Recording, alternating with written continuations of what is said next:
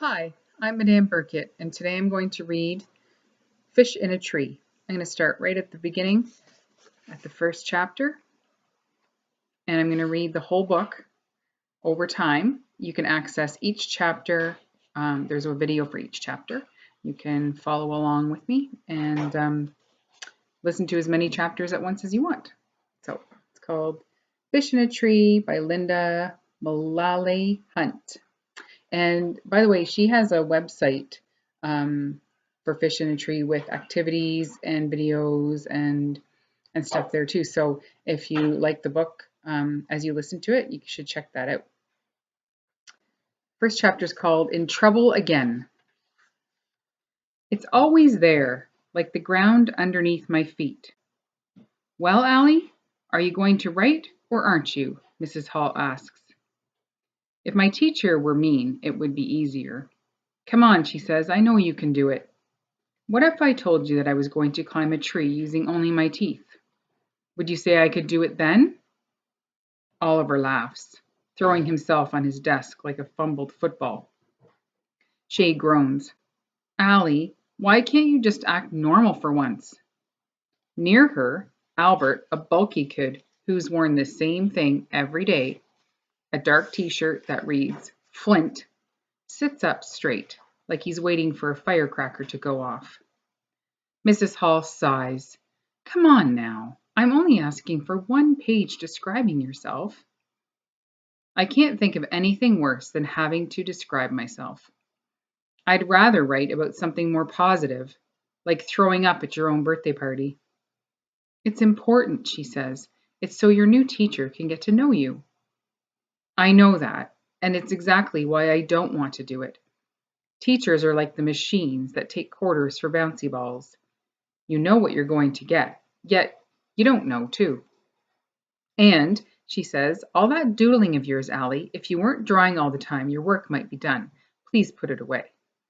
Embarrassed, I slide my drawings underneath my blank writing assignment. I've been drawing pictures of myself being shot out of a cannon. It would be easier than school, less painful. Come on, she says, moving my lined paper over toward me. Just do your best. 7 schools in 7 years, and they're all the same. Whenever I do my best, they tell me I don't try hard enough. Too messy, careless spelling, annoyed that the same word is spelled different ways on the same page, and the headaches. I always get headaches from looking at the brightness of dark letters on white pages for too long. Mrs. Hall clears her throat. The rest of the class is getting tired of me again. Chairs slide. Loud sighs. Maybe they think I can't hear their words. Freak. Dumb. Loser. I wish she'd just go hang by Albert, the walking Google page, who'd get a better grade than me if he just blew his nose into the paper. The back of my neck heats up. I don't get it. She always lets me slide. It must be because these are for the new teacher, and she can't have one missing. I stare at her big stomach. So did you decide what you're going to name the baby? I ask. Last week we got her talking about baby names for a full half hour of social studies. Come on, Allie, no more stalling. I don't answer. I mean it, she says, and I know she does. I watch a mind movie of her taking a stick and drawing a line in the dirt between us under a bright blue sky.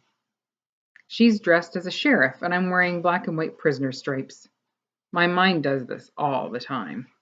Shows me these movies that seem so real that they carry me away inside of them.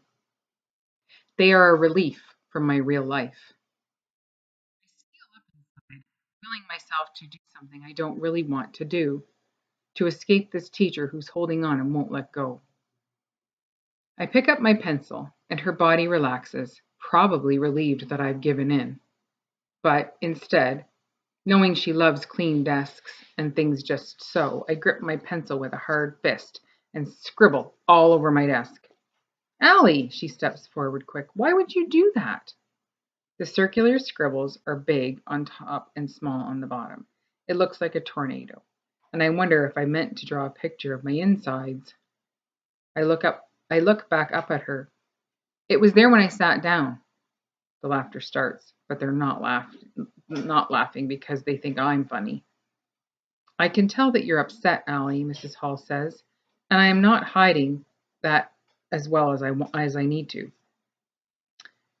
She's such a freak, she says in one of those loud whispers that everyone is meant to hear. Oliver is drumming on his desk now. I fold my arms and stare up at her. That's it, Mrs. Hall finally says. To the office, now.